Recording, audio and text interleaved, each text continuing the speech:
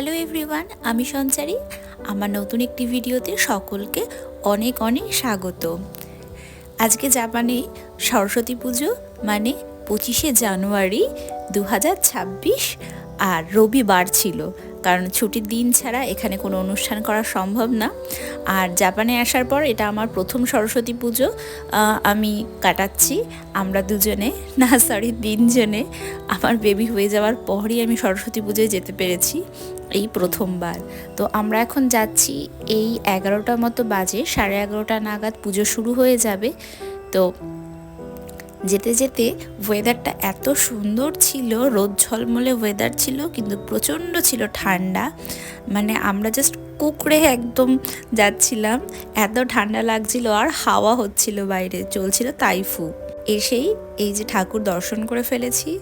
এত সুন্দরভাবে সাজিয়েছিল, একটা হল রুম বুক করা হয়েছিল, তো সেখানে এই পুজোটা করা হয়েছিল। আর এখন পুজো শুরু হয়ে গেল।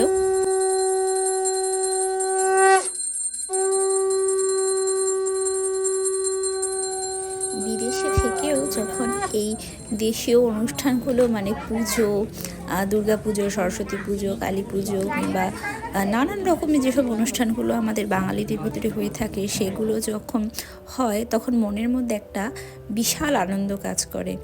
আর অনেকজনই মানুষ এসেছিল যখন আমরা পুজোর সময়, সেইটুকু সময়ে অত লোকজন ছিল না, কিন্তু যখন আমরা অঞ্জলি দিচ্ছিলাম তখন সবাই মোটামুটি এক জায়গায় হয়ে গেছিলো। আর এই কাসর, ঘন্টা, শঙ্খ, সব কিছুর আওয়াজে না মনটা এত স্নিগ্ধ হয়ে গেছিল, এত ভালো লাগছিল। আর দেশে পুজো হলে যেরকম সে একটা ধূপের গন্ধ, ধুনোর গন্ধ থাকে পুরো হলরুমটার ভেতরে, সেই গন্ধটায় যে এত ভালো লাগছিল, যে পুজো পুজো যে অনুভূতিটা হয় না মনের মধ্যে, সেটা মানে মনে হচ্ছিল যে আমি দেশেই আছি। আর সরস্বতী পুজো 23 তারিখে হয়ে গেছে, আমরা যে রবিবারের দিন পুজো করছি, মানে সেটা মনেই হচ্ছিল না, মনে হচ্ছিল এই দিনকেই সরস্বতী পুজো হচ্ছে দেশে। আর এই যে মোটামুটি পুজোয় আমরা সবাই বসে গেছি, আর এই যে পেছন দিকে এমনিও বসার জায়গা ছিল।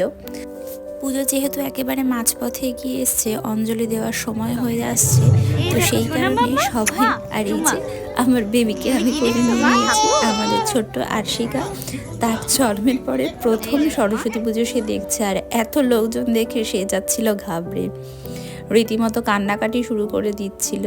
আর এই যে অঞ্জলি দেওয়ার আগে একেবারে সবার ভিড় জমে গেছে, শুধু একবার না কয়েকবার অঞ্জলি হয়েছে। আর এ তো আমার কোলে বসবে না, এ উঠে চলে যাবে, এ ওর বাবার কাছে যাবে বলে এই যে তার দাদা আর বোন দুজনে মিলে তার বাবার কোলে উঠে কি সুন্দর অঞ্জলি দেবে।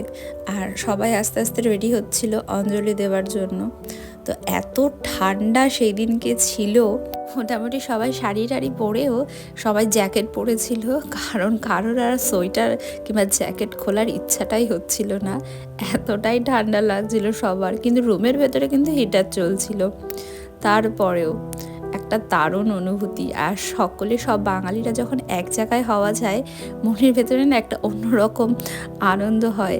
যেহেতু আমরা সব সময় সবাইকে পাই না, এরকম একই ভাষাভাষীর মানুষকে যখন আমরা পাশাপাশি পাই, মনের ভেতরে একটা অন্যরকম আনন্দ। আর এই যে আমাদের অঞ্জলি দেওয়া হয়ে গেছে, ফুলগুলো এক জায়গায় করে ঠাকুরের পায়ের কাছে দিয়ে দেবে, সেই কারণেই। আর এই যে আরেকজন মাম্মা, হাই, ডিশবুড়ি, হাই। ঘরের মধ্যে পুরো ধোয়া ধোয়া হয়ে গেছে। আর এখন চলছিল হাতে খড়ি, প্রথমে একজন দিয়ে নিল, তারপরে এই যে আমাদের সোনা বাবাটাও হাতে খড়ি দিতে বসে গেছে। দেখতে দেখতে নাকি এরও 3 বছর হয়ে যাচ্ছে।